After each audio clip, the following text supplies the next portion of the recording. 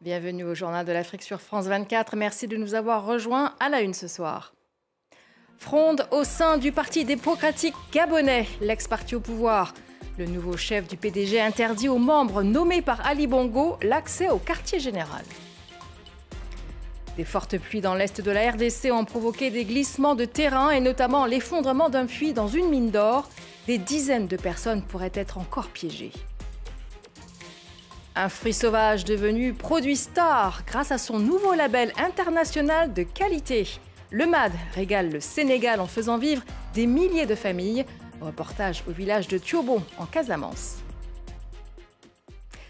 Au Gabon, la bataille pour le contrôle de l'ancien parti au pouvoir, le PDG, se poursuit à Libreville. Les cadres proches d'Ali Bongo sont interdits d'accès au siège du parti, dont la nouvelle direction est désormais aux mains de Blaise Louembé.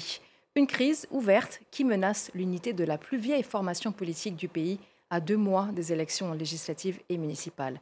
Les précisions de notre correspondant à Libreville, Ismaël Obiangze.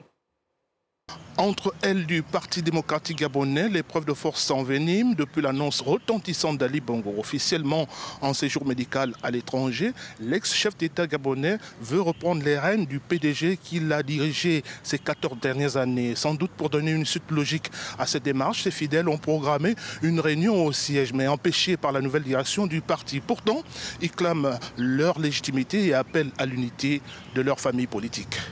Je voudrais croire que le PDG est un et indivisible et que ceux qui s'agitent devront un jour entendre raison en disant si nous ne voulons pas disparaître, comme le disent les États-Unis dans leur constitution, join or die, s'unir ou mourir. Il faut donc s'unir, c'est le temps de s'unir. La nouvelle direction du PDG justifie cette reprise en main par la décision d'Ali Bongo Ondimba de se retirer de la vie politique. Nous avons eu un distingué camarade président qui, en septembre 2024, s'est mis en réserve de la République et des affaires politiques. À partir de ce moment, le Parti démocratique gabonais s'est réorganisé, a mis en place des nouvelles structures à l'issue d'un congrès extraordinaire et qui permet à ce parti de fonctionner jusqu'à présent. Cette crise au PDG intervient dans un contexte de préparation des législatives et municipales prévues en septembre prochain. Deux visions s'affrontent, légitimité historique et légalité statutaire. Pour de nombreux observateurs, ces déchirures pourraient fragiliser la plus vieille formation politique du pays. L'actualité au Mozambique, c'est ce nouveau bras de fer entre pouvoir et opposition. Venancio Mondlane vient d'être inculpé de 5 chefs d'accusation, dont incitation au terrorisme. La figure de l'opposition dénonce une manœuvre politique. Venancio Mondlane était à la tête d'un vaste mouvement de protestation après la victoire du parti historique au pouvoir, le Frélimo, lors des élections d'octobre 2024. Pourtant, en mars dernier, il annonçait un accord de paix avec le nouveau président Daniel Chapo, après des mois de violences post-électorales qui avaient fait plus de 300 morts. En RDC, les efforts de sauvetage se poursuivent pour tenter de retrouver d'éventuels survivants après l'effondrement d'un puits. L'incident s'est produit dimanche à la mine artisanale de Lomera, dans la province du Sud-Kivu, connue pour ses conditions de travail précaires.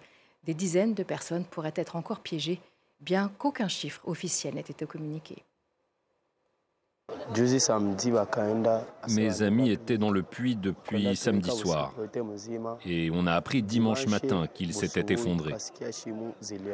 On a essayé de les chercher, mais ils ne sont jamais revenus dans leur couchage. On ne sait pas si on va les revoir. Nous ne savons pas combien de gens sont coincés. La veille, on a entendu des cris, mais on ne s'est pas inquiété. Cela arrive que les gens paniquent ici, dans la carrière. Mais c'est seulement le matin suivant qu'on a su que le puits s'était effondré. Et on reste en RDC où, face à la suspension de l'aide internationale américaine, les victimes de violences sexuelles sont livrées elles-mêmes. Washington a récemment annulé un contrat prévoyant la livraison de 100 000 kits d'urgence, un outil essentiel pour la prise en charge des victimes de viol. Laurent Bersécher. Dans la région du Nord Kivu, en RDC, les violences sexuelles ont longtemps été utilisées comme arme de guerre. Victime de viol, cette femme se rend dans une clinique de Béni après avoir contracté une maladie sexuellement transmissible. Après avoir été violée, j'ai ressenti une douleur au niveau des parties génitales. Le médecin m'a donné des médicaments que je dois prendre pendant 10 jours. Dans ce kit d'urgence, connu sous le nom de PEP-Kit, des médicaments contre le VIH, des antibiotiques et du matériel de contraception. Un outil essentiel pour prendre en charge les victimes de violences sexuelles, mais dont les stocks commencent à manquer. En cause, la récente annulation par les États-Unis d'un contrat pour 100 000 kits supplémentaires, énième conséquence des coupes budgétaires imposées par Donald Trump. Face à la pénurie croissante de matériel médical, seuls 13% des victimes d'agressions sexuelles au Nord Kivu sont aujourd'hui en mesure de recevoir des soins, selon les Nations Unies.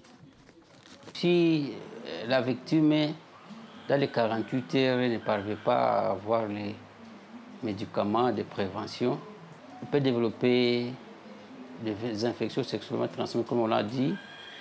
Elle peut développer le VIH, l'hépatite virale B, l'hépatite virale C, y compris aussi la grossesse aussi. Environ 67 000 cas de viol ont été signalés en RDC depuis janvier dernier, un chiffre qui pourrait en réalité être bien plus élevé. La société civile tunisienne a longtemps été érigée en modèle pour son rôle dans le renversement du président Ben Ali lors des printemps arabes de 2011. Mais de nombreuses ONG se retrouvent aujourd'hui dans le collimateur du régime de Kais Saied. Elles accusent le gouvernement d'arrestations arbitraires, d'intimidation visant à limiter la liberté d'expression. La gorge nouée par l'émotion, Farida Riahi contemple avec tristesse les photos de sa fille. Chérifa Riahi venait d'accoucher lorsqu'elle a été arrêtée par la police tunisienne il y a plus d'1 an. Accusée d'avoir illégalement hébergé des migrants, la jeune femme qui dirige une ONG d'aide aux réfugiés croupit toujours en prison en attente de son procès. Cela fait 1 an et 1 semaine que Chérifa est en prison. Elle a laissé derrière elle une fille de 2 mois et demi et un fils qui n'avait même pas 3 ans. Pour de nombreux activistes tunisiens, le cas de Chérifa est symptomatique du virage autoritaire pris par le gouvernement de Kais Saied. Le président, qui gouverne par décret depuis la dissolution de l'Assemblée en 2021, a ces dernières années accentué la répression contre les groupes d'opposition, les demandeurs d'asile et plus récemment les ONG et la société civile qui l'accusent de servir des intérêts étrangers cherchant à déstabiliser le pays. Ceux qui dirigent ces groupes sont en grande partie des traîtres et des collabos.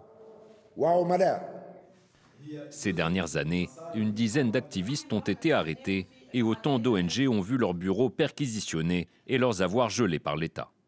Des manœuvres qui font aujourd'hui planer un climat de peur sur la société civile tunisienne. Aujourd'hui, s'exprimer en tant qu'acteur de la société civile est devenu dangereux. Vous vous exposez à la stigmatisation, à l'intimidation, aux interrogations et même à la surveillance. Longtemps montrée en exemple après la révolution des printemps arabes en 2011, la société civile tunisienne se trouve aujourd'hui de plus en plus muselée par l'État. On part à présent pour une dégustation direction le Sénégal. Le mad, ce fruit emblématique de la Casamance, ne se contente plus d'embaumer les marchés. Il fait vivre des milliers de familles, de la cueillette à la transformation. Un petit trésor local qui s'est offert une reconnaissance internationale avec le label Indication géographique protégée décroché l'an dernier. Reportage Eliman Dao et Aminato Diallo.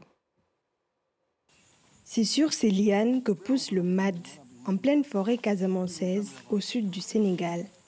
Lansana a repéré des noyaux dissimulés dans les feuillages à plus de 15 mètres du sol. Quand je grimpe, je peux avoir à peine 2 sacs de mad. Le prix du sac est fixé à 14 000 francs CFA cette année, soit un peu plus de 20 €. Le prix fixe, ça nous arrange beaucoup. Même s'il y a beaucoup de mad, ils vont acheter avec le même prix. S'il y a peu de mad, ils vont acheter avec le même prix. Donc, ça trouve qu'il y a un avantage pour nous les cueilleurs.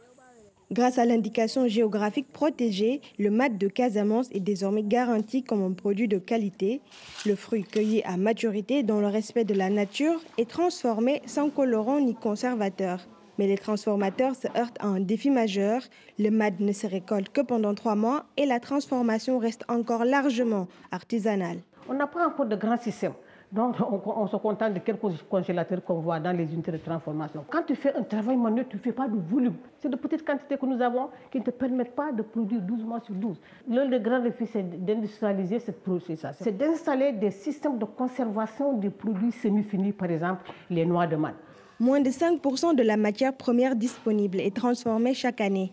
Mariama a participé au processus de mise en place et d'encadrement de l'IGP MAD de Casamance.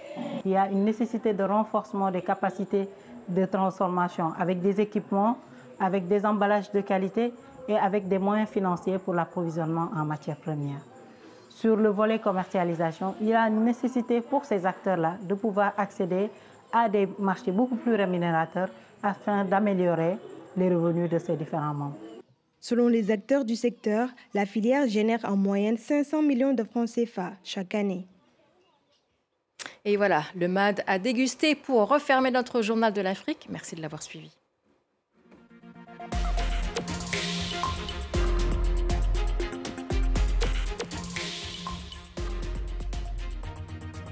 Tous les jours sur France 24, retrouvez 5 rendez-vous d'information accessibles aux sourds et malentendants. À 7h, dans À la Une. Washington demande au chef du Kremlin, je cite, d'arrêter de se mêler de l'élection américaine.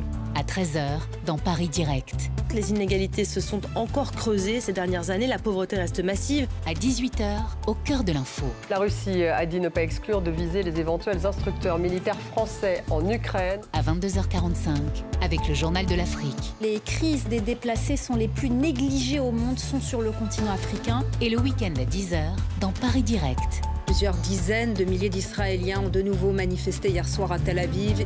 Vos éditions sous-titrées pour faire le tour de l'info. 5 rendez-vous pour tous et pour tout comprendre, du lundi au dimanche sur France 24 et france24.com. La météo, avec le spray pur essentiel anti-pique. 7 heures de protection pour toute la famille. Pur essentiel, l'efficacité à l'état pur. La météo avec iDrop, votre solution hydratation sans sucre. Un concentré d'électrolytes et de vitamines. Fabriqué en France et disponible en pharmacie. Toujours au top avec iDrop. Laboratoire des Granions.